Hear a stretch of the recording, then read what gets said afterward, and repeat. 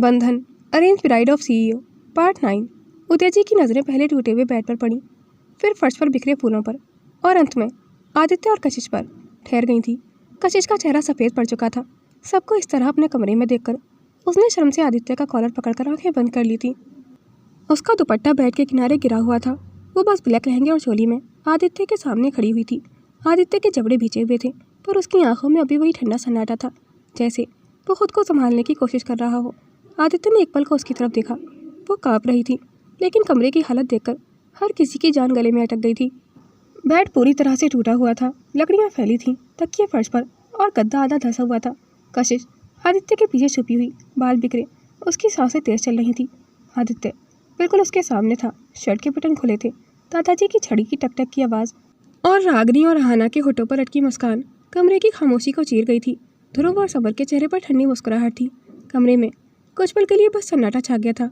किसी को कुछ कहने की ज़रूरत ही नहीं थी। दीवारों पर टंगे टूटे पर्दे, आधा नसा गद्दा, बिखरे फूल और तकिए सब अपने आप में ही बहुत कुछ कह रहे थे। आहना ने धीरे से रागनी की बाह पे कोनी मारी। दोनों अपनी मुस्कान मुश्किल से रोक पा रही थी। रागनी ने फुसफुसाते हुए कहा, oh my god, both are ridiculously wild. Aahna ने मुंह पर हाथ रख लिया था ताकि उसकी हंसी ना फूट पड़े। रागनी ने होठों पर दबी हंसी के साथ सिर झुकाते हुए कहा, भाई तो इस वक्त नयनतारा के साथ हैं। अब देखते हैं दादाजी कैसे उस रक्षाप कशिश को इस घर में रहने देते हैं। रागिनी ने नफरत भरे अंदाज में होठ टेढ़े किए। बेचारी को लगा होगा अगर खुद को भाई की बाहों में फेंक देगी तो जगह बना लेगी इस घर में, लेकिन भूल गई थी ये अग्निवंशी हाउस है, किसी रैंडम स्ट्रीट का किराए का कमरा नहीं। कशिश का चेहरा आदित्य के कंधे से आधा छिपा हुआ था। कोई भी उसका चेहरा देख नहीं पा रहा था और आदित्य उस वक्त उसे किसी के सामने आने भी नहीं दे सकता था। उसके चेहरे पर होठों से लेकर गाल तक लिपस्टिक बुरी तरह से फैली हुई थी, जैसे किसी ने जल्दबाजी में उसके होठों को चुमा हो और फिर अलग होने का वक्त ही ना मिला हो। दादाजी ने छड़ी पर अपने दोनों हाथ टिकाए और चश्मे के पीछे से उनकी आंखों में वही सख्त ठंडी चमक उभर आई थी। उन्होंने चश्मा नीचे खिसकाया, आदित्य की ओर देखा और गंभीर लहजे में बोले, आदित्य। उनकी आवाज़ भारी थी, मगर उतनी ही खामोश भी, जैसे कोई तूफान फूटने से पहले अपनी आखिरी सांस खींच रहा हो। कमरा बिल्कुल शांत था, सिर्फ कशिश की तेज सांसें और घड़ी की टिक टिक सुनाई दे रही थी। यह सब क्या है? उदय जी ने धीरे लेकिन बेहद सदे हुए स्वर में पूछा, ये हालत क्यों है कमरे की? उन्होंने एक एक शब्द पर जोर दिया। फिर उनकी नज़रें कशिश पर ठहर गई थी, जो अब भी आदित्य के पीछे छिपी हुई थी, जिसे सभी लोग नयनतारा समझ रहे थे, क्योंकि उस वीडियो में आदित्य के साथ नयनतारा थी। और ये लड़की, उनकी आवाज़ में अब सख्ती उतर आई थी, क्या बताने की जहमत दोगे या मुझे खुद अंदाज़ा लगाना पड़ेगा कि तुम मेरी बीवी के भाई की बेटी के साथ क्यों हो, वो भी इस हालत में? तुमने अग्निवंशी नाम को कलंकित कर दिया है। आदित्य और कशिश को एक पल के लिए समझ ही नहीं आया था कि वो क्या बात कर रहे हैं। एक तो वो दोनों बहुत ऑकवर्ड सिचुएशन में फंसे हुए थे। आदित्य के चेहरे पर भी मार्क थे। उस वक्त वो पलटकर जवाब देने की हालत में भी नहीं था। उसने कमरे में मौजूद लोगों पर गुस्सा आ रहा था। उसने मन ही मन गुस्से से दांत भींचते हुए कहा, इन लोगों को इतना नहीं पता कि मैरिड कपल्स के रूप में बिना इजाज़त के नहीं जाते। तभी ध्रुव ने पीछे से ताना कसते हुए कहा, दादाजी, अगर आपने देख लिया होता कि आदित्य भाई कशिश से प्यार नहीं करते, किसी और से करते हैं, तो शायद आपको अब सवाल पूछने की ज़रूरत ही नहीं पड़ती। रागिनी अपनी हंसी रोक न सकी थी। हाँ भाई, आप बताइए ना, किसके साथ हैं आप? आदित्य का चेहरा एकदम सख्त हो गया था। उसने एक पल में रागिनी की ओर देखा। उसकी नज़रें ऐसी थी कि किसी का भी रंग उड़ जाए। इनफ! उसकी आवाज़ गूंज उठी थी, धीमी लेकिन खतरनाक थी। सब लोग बाहर जाइए। उसने गुस्से से गरजते हुए कहा, हम लोग बाहर चले जाएंगे, लेकिन पहले जवाब दो। उदय जी की आवाज़ फिर से गूंजी, ये लड़की आधी रात को तुम्हारे कमरे में क्या कर रही थी?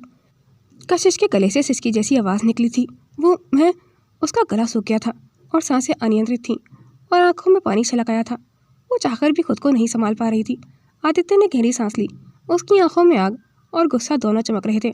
आदित्य ने गुस्से से बिना पलटे सख्त आवाज़ में कहा, आप लोगों का दिमाग ख़राब हो गया है क्या? We are legally married couple, so get out. मैं और कशिश हैं कमरे में, आप लोग तुरंत बाहर जाइए, समझे? कशिश हैरानी से आदित्य के पीछे छुपकर सबकी बातों को समझने की कोशिश कर रही थी। उसे बाकी सबका तो फिर भी समझ आ रहा था कि वो लोग कशिश को पसंद नहीं करते और आदित्य के साथ नयनतारा को पसंद करते हैं, लेकिन उसकी अपनी नानाजी उन दोनों के एक साथ कमरे में होने पर इतने गुस्से में क्यों थे, वह समझ पाना बहुत मुश्किल था। सब लोग बस आदित्य के पीछे छुपी उस लड़की को घूर रहे थे। सबको जानना था कि वो लड़की कौन है, आदित्य उसके साथ क्या कर रहा था। सबके बेकार सवाल सुनने के बाद एक पल को आदित्य ने चाहा कि कशिश के होठों पर अपने होठ रख दे और सबको बता दे कि वह कशिश के साथ इस कमरे में क्या कर रहा था। उसने सर झटक कर गहरी सांस ली और गुस्से से दांत भींचते हुए कहा, अगर आप लोगों का ऑब्जर्वेशन पूरा हो गया हो तो अब आप बाहर जा सकते हैं। उसने हर शब्द पर जोर दिया था। यह मेरा और मेरी वाइफ का कमरा है और मुझे नहीं लगता कि यहाँ किसी को इस तरह आने की इजाज़त दी है मैंने, उसने जोर देते हुए कहा। और आहना की आंखें चौड़ी हो गई थीं। उसने तुरंत अपने मुंह पर हाथ रख लिया था, पर उसकी आंखों में शरारती चमक थी।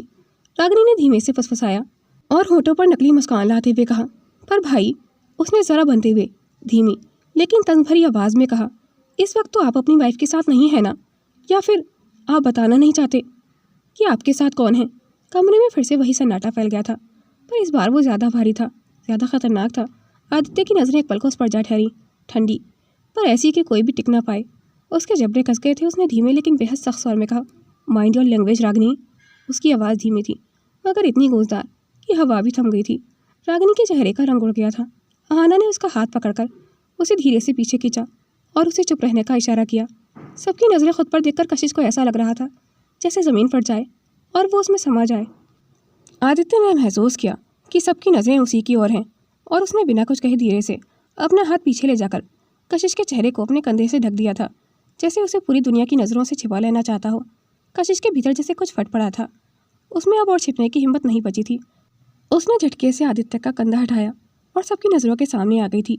बिना सोचे बिना समझे कमरा एक पल को थम गया था। उसके बाल बिखरे हुए थे, आंचल आधा ज़मीन पर गिरा था और गाल पर अब भी लिपस्टिक का हल्का लाल निशान धुंधला पड़ा था। उसे खुद नहीं पता था कि वो इस वक्त कैसी लग रही है। वो सीधे रविशंकर अग्निवंशी के सामने आकर खड़ी हो गई थी। नाना जी, क्या हो गया है सुबह सुबह? और आदित्य के साथ उनके कमरे में मेरे अलावा और कोई लड़की क्यों होगी? हम दोनों तो पिछले 3 महीने से इसी कमरे में रहते हैं, तो आप लोग इस तरह के सवाल क्यों कर रहे हैं? उसकी आवाज़ कांप रही थी, पर उसमें मासूमियत भी थी, एक ऐसी मासूमियत जो कमरे की सख्ती को कुछ पल के लिए रोक गई थी। रविशंकर जी का चेहरा सख्त था, पर उनकी आंखों में हल्का सा झटका था। शायद ये उम्मीद नहीं थी कि वो इस तरह सामने आ जाएगी। कशिश, उन्होंने बस नाम लिया और वही नाम जिसे कमरे में गूंज गया था। कमरा फिर से सन्नाटे में डूब गया था। कशिश का चेहरा देखकर रविशंकर अग्निवंशी जी की छड़ी की आवाज़ और भारी हो गई थी। उन्होंने कड़क आवाज़ में कहा, सभी बाहर जाओ अभी, और ख़ुद भी हल्का सा मुस्कुराते हुए नज़रें फेर कर खड़े हो गए थे। रागिनी और आहना सक पकाकर पीछे हट गई थी, जैसे उन्होंने कशिश का भूत देख लिया हो। कशिश के उस कमरे में मौजूद होने से उनके अरमानों पर पानी फिर गया था। उसके गाल पर लिपस्टिक के फैले धब्बे, मानो आधा घर जलता दिख रहा था उनमें। वे दोनों कशिश को आदित्य के साथ देखकर पैर पटकते हुए वहाँ से चली गई थी। आदित्य ने गुस्से से अपनी मुट्ठियाँ भींच ली। उसने झटके से कशिश का हाथ खींचकर फिर से उसे अपने पीछे छुपा लिया था। कशिश का चेहरा गुलाबी और फिर गहरा लाल हो गया था। ध्रुव के होठों पर भी हल्की व्यंग्य भरी मुस्कान आ गई थी, जबकि समर ने हल्के से सिर झुकाकर कहा, भाई, लगता है तुम दोनों ने नई जिंदगी की शुरुआत को ज़्यादा ही जोश में की है, वरना बैठ कर ये हाल नहीं होता। कशिश के गाल शर्म से लाल हो उठे थे। कशिश ने गुस्से और झेप के बीच हकलाते हुए कहा, नहीं नहीं ध्रुव भाई, ऐसा कुछ नहीं है। वो कहते कहते रुक गई थी। शब्द उसके गले में ही अटक गए थे, क्योंकि याद तो उसे भी नहीं था कि आखिर बैठ टूटा कैसे था। वो एक पल को अपनी ही बातों में खुद उलझ गई थी। कशिश की आंखों में आंसू भर आए थे। वो और पीछे सिमट गई थी। उसने चेहरा झुका लिया था। उसकी उंगलियां फिर से आदित्य की शर्ट को थाम चुकी थी, जैसे किसी ने बीच महफिल में उसकी इज्जत की धज्जियां उड़ा दी हों। पर असल में तो सबके सामने अपना चेहरा दिखाकर उसने अपनी इज्जत की बारात खुद निकाल दी थी। रविशंकर जी ने हल्की सी गहरी सांस लेते हुए पूछा, पर बेटा बेड कैसे टूट गया? कशिश छेपकर कुछ सोचते हुए बोली, वो नाना जी, मेरे ब्लाउज की डोरी घड़ी में फंस। आदित्य ने उसके होठों पर हाथ रखकर उसके लफ्ज़ों को वही रोक दिया था। कशिश को भी अब जाकर एहसास हुआ था कि वो जल्दी जल्दी में क्या भूल गई थी। सबको अपने सामने देखकर वो इतनी ज़्यादा कन्फ्यूज़ हो गई थी, उसे समझ ही नहीं आ रहा था वो क्या कहे और क्या सुने। पूरा कमरा कुछ सेकंड के लिए सन रह गया था। इस बार तो आदित्य भी हैरानकुन नज़रों से उसे देख रहा था। कशिश की बात सुनकर रविशंकर जी को खांसी लग गई थी और वो इस सबसे अनजान बनने का नाटक करते हुए कमरे से निकल गए थे, पर उनके चेहरे पर संतुष्ट मुस्कान थी कि उन्होंने आदित्य के लिए कशिश को चुनकर गलत नहीं किया था। उन्होंने फ़ोन उठाया और वरदान को वीडियो को चेक करवाने के ऑर्डर दे दिए थे। अब उन्हें भी पूरा यकीन हो गया था कि जो वीडियो वायरल हुई है वो पूरी तरह फेक है।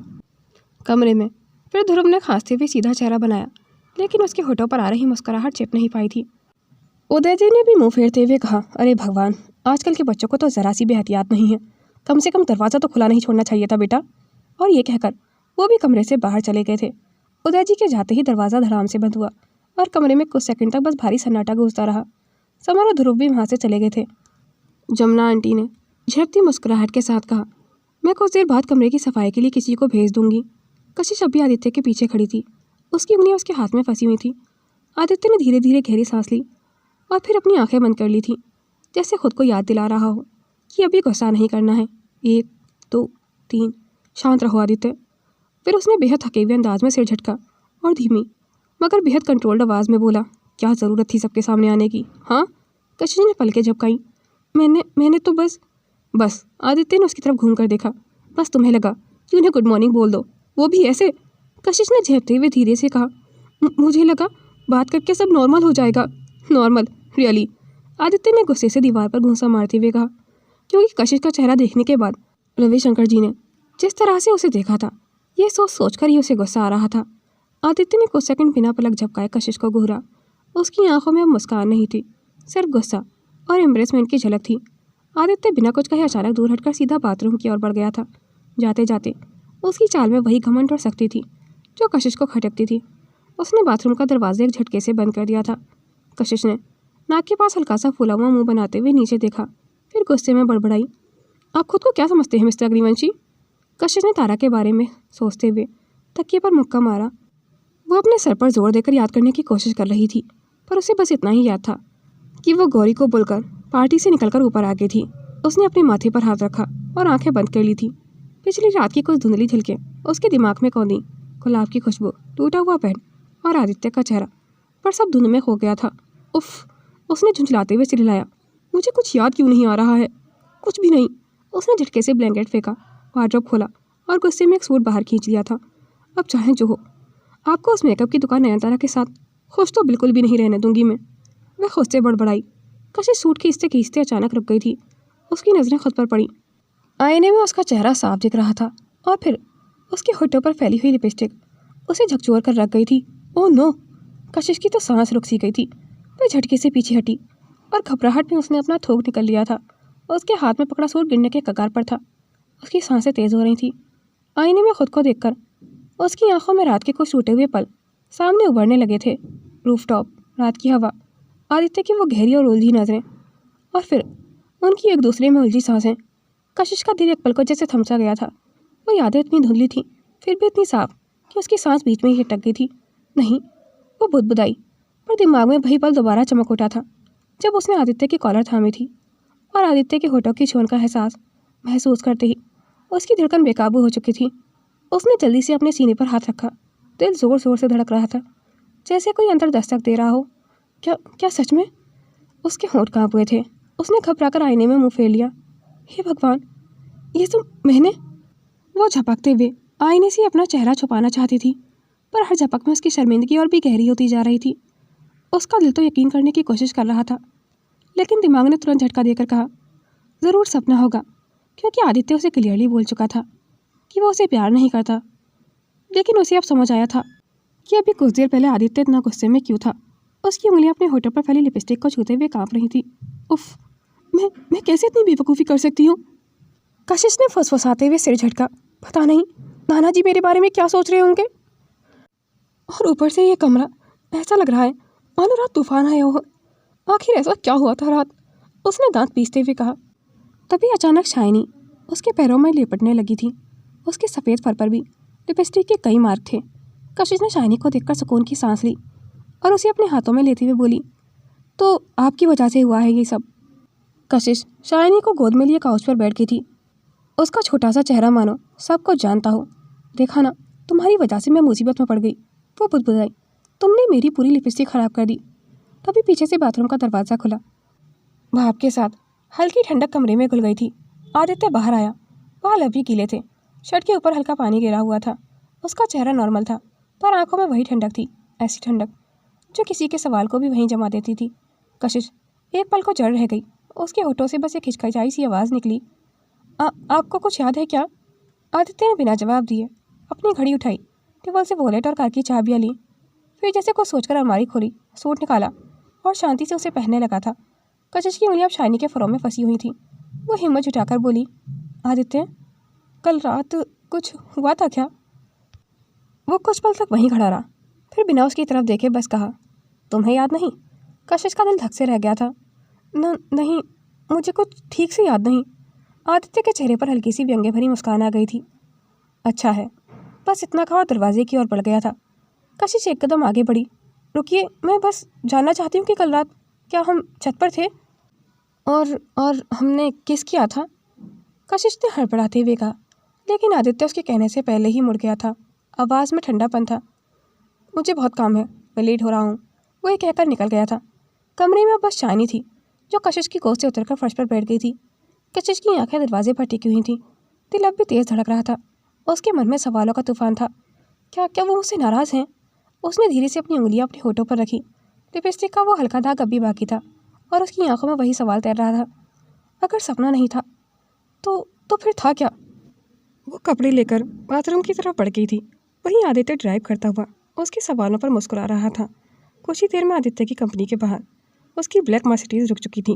गाड़ी का दरवाज़ा खुलते ही कैमरों के फ्लैश लाइट्स एक साथ चमक उठी थी।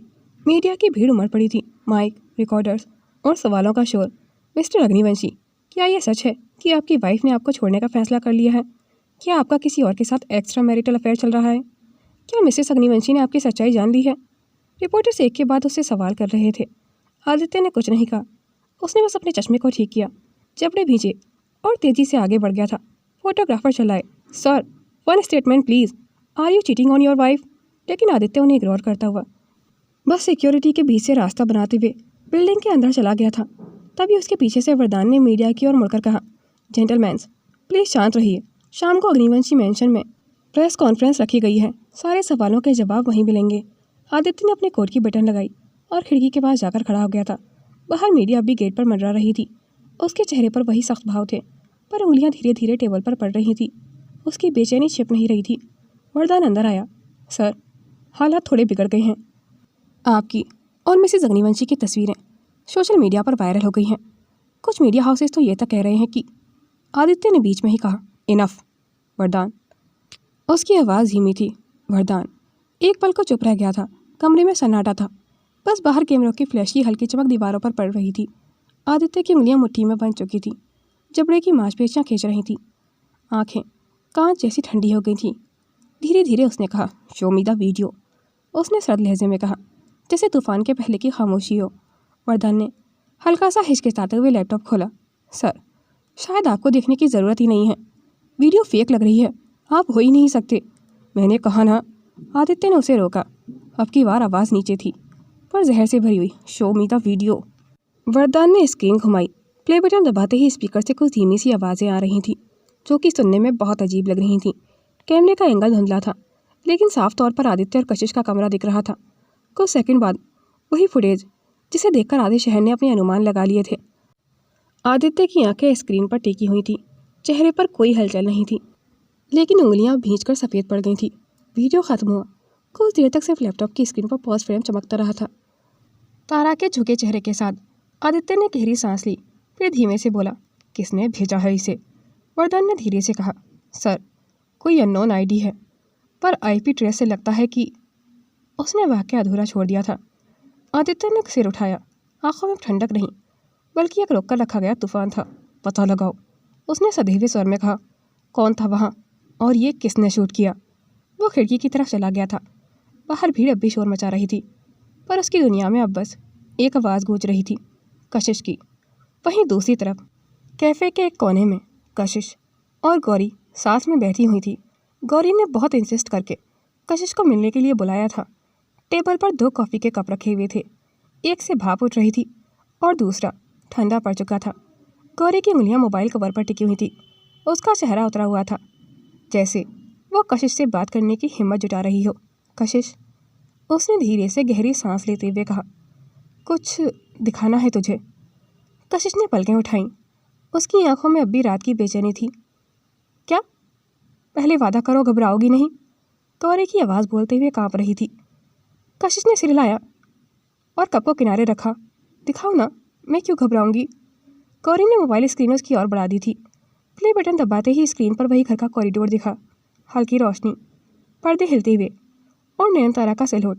वो आदित्य के कंधे को थामे हुए थी, जैसे उसे बैलेंस दे रही हो। आदित्य की चाल लड़खड़ा रही थी, शायद नशे में था। कशिश का दिल धक से रह गया था। वीडियो में अगले ही कुछ सेकंड में नयनतारा उसे कमरे तक ले जाती दिख रही थी। दरवाज़ा बंद हुआ, कैमरा वहीं रुक गया था, लेकिन कुछ परछाइयाँ, कुछ साए अंदर की हरकतों का आभास दे रहे थे। कशिश की उंगलियां कांप गई थी। उसे हल्का सा याद आया, उसने आदित्य और तारा को अपने कमरे में एक साथ देखा था। वो अपना सर झटकते हुए स्क्रीन के और पास झुक गई थी, जैसे जानने की कोशिश कर रही हो कि वीडियो में जो दिख रहा है वह सच भी है या नहीं। उसकी आंखों में आंसू तैर आए थे। बस यहीं तक है, गौरी ने जल्दी से कहा और फ़ोन बंद कर दिया था, जबकि वीडियो में आगे और भी बहुत कुछ था। गौरी ने जल्दी से अपना मोबाइल ऑफ करते हुए कहा, इसके बाद कुछ साफ नहीं दिखता। लेकिन कशिश के कानों में अब कोई आवाज़ नहीं पहुंच रही थी। वीडियो में नयनतारा का हंसना, आदित्य का सिर झुकाना, बस वही फ्रेम उसके सीने पर किसी बोझ की तरह बैठ गया था। उसने मोबाइल नीचे रख दिया, हथेलियाँ भीग गई थीं। कब कब भेजा गया ये? उसने बामुश्किल पूछा। सुबह, गौरी ने फुसफुसाया। पूरे बेंगलोर में फैल चुका है। कशिश की सांसें तेज हो गई थी। उसके जहन में पिछली रात की धुंधली यादें लौट आई थी। वो झोंका, आदित्य के माथे को छूना, उसके होठों की गर्माहट, और फिर सब कुछ अंधेरे में डूब जाना। उसने झटके से अपने सीने पर हाथ रखा, जैसे अपने दिल की धड़कन रोकना चाहती हो। नहीं, वो बुदबुदाई, ऐसा नहीं हो सकता। गौरी ने उसके हाथ थामे। कशिश, सुनो, शायद ये सब सेटअप भी तो हो सकता है। तुम इसको सच मत मानो। कशिश ने गौरी की बात पर कोई जवाब नहीं दिया था। वो बस खाली निगाहों से कप में जमी कॉफ़ी को देखती रही थी, जैसे वहाँ से उसे कोई जवाब मिलने वाला हो। कुछ पल बाद उसने धीरे से कहा, मुझे घर जाना है गौरी। गौरी ने चौंक कर उसकी तरफ देखा। कशिश? कशिश ने सिर झुका लिया था। उसकी आंखों से एक आंसू गिरकर कप के किनारे से टकरा गया था और वहीं ठहर गया था। वो ऐसा कैसे कर सकते हैं गौरी? उसकी आवाज़ लगभग फुसफुसाहट जैसी थी। गौरी ने उसके कंधे पर हाथ रखा। कशिश, प्लीज़ कुछ भी उल्टा मत सोच। नहीं, अब सोचने का वक्त हो गया है गौरी, कशिश ने बीच में ही कहा। उसकी आवाज़ भीतर से टूटी हुई थी। वो कुर्सी से उठी, हैंडबैग उठाया और मोबाइल अपने बैग में डाल लिया था। कैफ़े की कांच की दीवार पर बूंद ऐसे फिसल रही थी जैसे किसी ने आसमान से आंसू गिरा दिए हों। गौरी ने पीछे से पुकारा, कशिश, तुम कहाँ जा रही हो? कशिश ने पलटकर उसे देखा। उसकी आंखें भीग चुकी थी, पर चेहरे पर अजीब सी शांति उतर आई थी, वहाँ जहाँ थोड़ी शांति मिल सके। इतना कहकर कशिश ने कैफ़े के दरवाजे को धक्का दिया और बाहर कदम रख दिया था। उसके चेहरे पर आंसुओं की बूंदें फिसल रही थी, पर उसके कदम तेज़ और ठहराव वाले थे। गौरी खिड़की के पास रुकी। मोबाइल अभी भी उसके हाथ में था। उसने कशिश की परछाई सड़क पर बढ़ती देखी। कशिश, प्लीज़ संभल कर, उसने फुसफुसाया, पर कशिश अब सुन नहीं रही थी। अग्निवंशी मेंशन। शाम का वक्त हो चुका था। सभी मीडिया हाउस के रिपोर्टर्स और कैमरामैन अग्निवंशी मेंशन के अंदर अपनी अपनी पोजीशन ले चुके थे। प्रेस कॉन्फ्रेंस की हल्की रोशनी, कमरे की फ्लैश और माइक्रोफोन की लाइनें बिखरी हुई थी। सभी मीडिया हाउस के लोग हॉल में अपने कैमरे तैयार कर चुके थे। आदित्य धीरे धीरे अपनी चेयर की तरफ बढ़ रहा था, चेहरे पर वही सख्त भाव, लेकिन अंदर गहरी भावनाओं का तूफान छुपा हुआ था। तभी उसके फ़ोन की स्क्रीन पर झिलमिलाहट हुई। अननोन नंबर से एक मैसेज आया था। आदित्य ने फ़ोन उठाया। स्क्रीन पर लिखा था, अगर अपनी बीवी की सलामती चाहते हो तो प्रेस कॉन्फ्रेंस में साफ बोलो कि तुम डाइवोर्स दोगे अपनी सो कॉल्ड बीवी कशिश को, नहीं तो अंजाम अच्छा नहीं होगा। आदित्य की उंगलियां भीज गई थी। उसके होठों पर सिर्फ एक सड़ मुस्कान थी, पर आंखों में आग उबल रही थी। कैमरे की फ्लैश और माइक्रोफोन की आवाज़ें बढ़ गई थी और आदित्य बस चेयर के सामने खड़ा था। लेकिन उसके मन में अब केवल एक सवाल गूंज रहा था, कशिश कहाँ है? आदित्य की सांसें थम सी गई थीं। उसने आसपास देखा, कैमरे, रिपोर्टर्स, सब कुछ, लेकिन कशिश की एक झलक भी नहीं थी। To be continued. दोस्तों, आपको हमारी ये स्टोरी कैसी लग रही है? कमेंट सेक्शन में अपनी राय ज़रूर शेयर कीजिएगा। आपका एक प्यारा सा कमेंट मुझे लिखने के लिए बहुत ज़्यादा मोटिवेट करता है, तो प्लीज़ लाइक करें, कमेंट करें और इस स्टोरी को हाइप करें। Thanks for watching. Do like, comment and share this video and subscribe my YouTube channel for more interesting videos.